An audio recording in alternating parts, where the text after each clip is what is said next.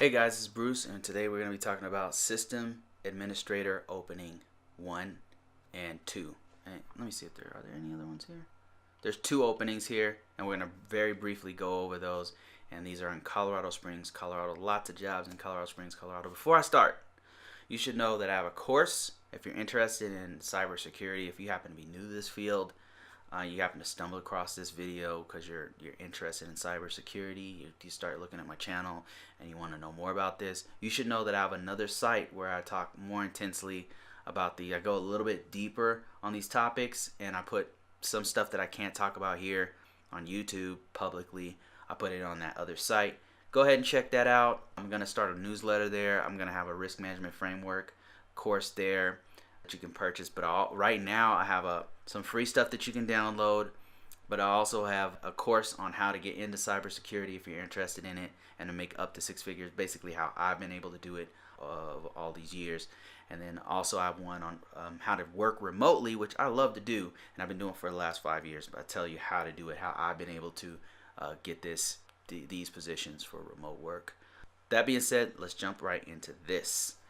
All right, we are talking about a system admin position, and I'll just go ahead and read this email that I got. My DoD client in Colorado Springs has multiple system administrator positions at Shriever Air Force Base. So a lot of times when these people contact me, they actually have way more jobs than they list.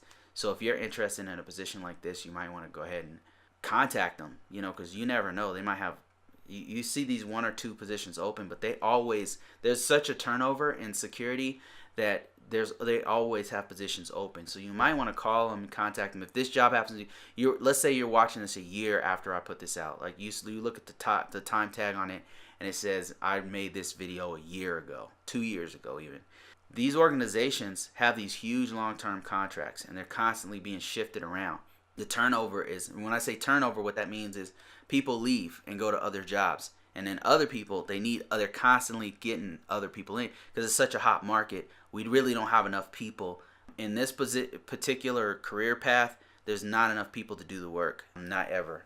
So you might want to go ahead and contact the people who are in here, and I'm going to put all the contacts below that you see in this email. You'll have it below. Okay, let's keep going. So there's a base there that they're trying to advertise, and it says these candidates must have an 8570 IAT II, which I've done a video about a breakdown of the 8570 IAT II. I might do another one just to try to update, because they update it every so often.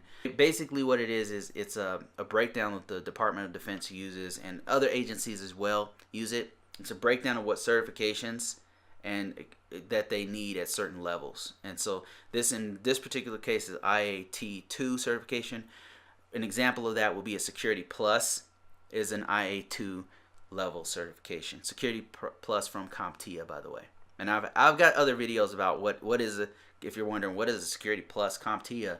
Well, it's a security certification. So go ahead and check that out if you're interested. I've got some videos about that. I've had that certification for years. I've actually have 2 layers of it. I had the very first one that came out, 101, and then I had 401.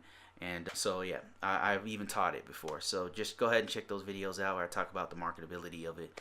Anyway, they want you to have a security clearance or higher, a secret clearance or higher, and this information is publicly available. This is not just an email sent to me. By the way, you could find this out there on Indeed. You could find it out there on LinkedIn. So this is not classified or anything like that. This is publicly available information that they're pumping out to many different people.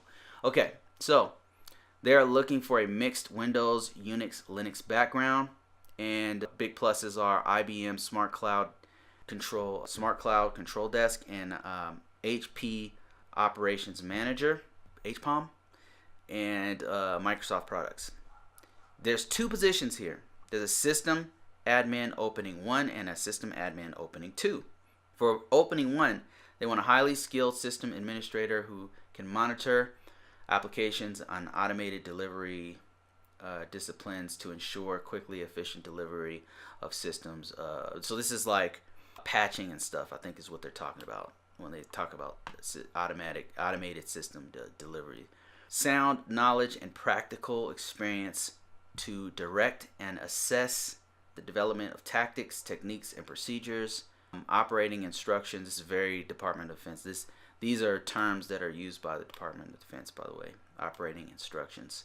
It's another way of saying like a wiki or like an instruction on how to do things. That's what this means. That's what tactics, techniques and procedures means. TTP. That's what that means.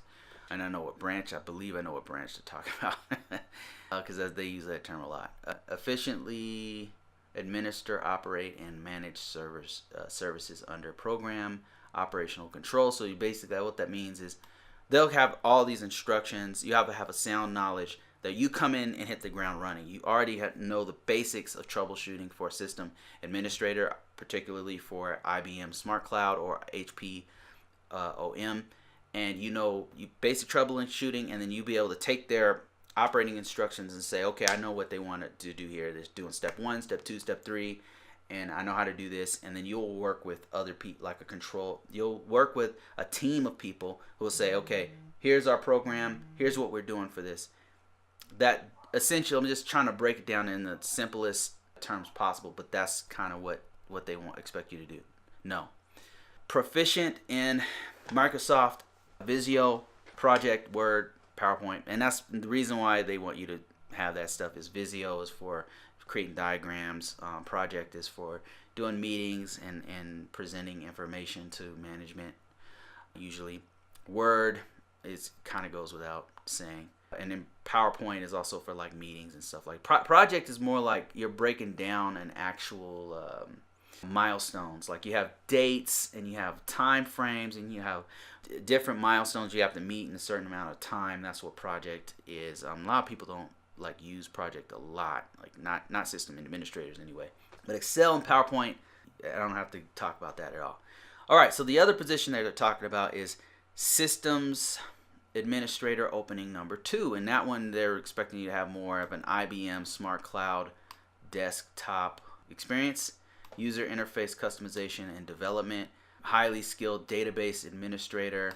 So this looks like a more specialized position right here, because you're going to be a DBA partly, and you're going to know this IBM SmartCloud Control Desk. And if you know what Control Desk is, but you've learned an equivalent software, then sometimes they'll still take you. So you might still want to go ahead and apply for it if you have those skills.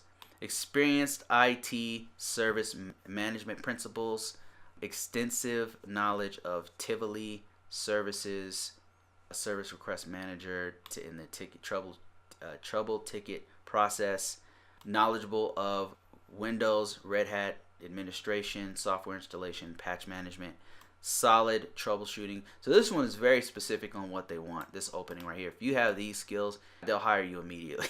You happen to, if you are okay with moving to this area, because I don't think this is a remote position. This is definitely going to be on site at that location. So anyway, if you're interested in this, I'll put the description below. I'll put the contacts below if you're interested in knowing more about other stuff I talk about. I'll also have that in the link in the description below. And that's it for this one, guys. I'll see you on the next one.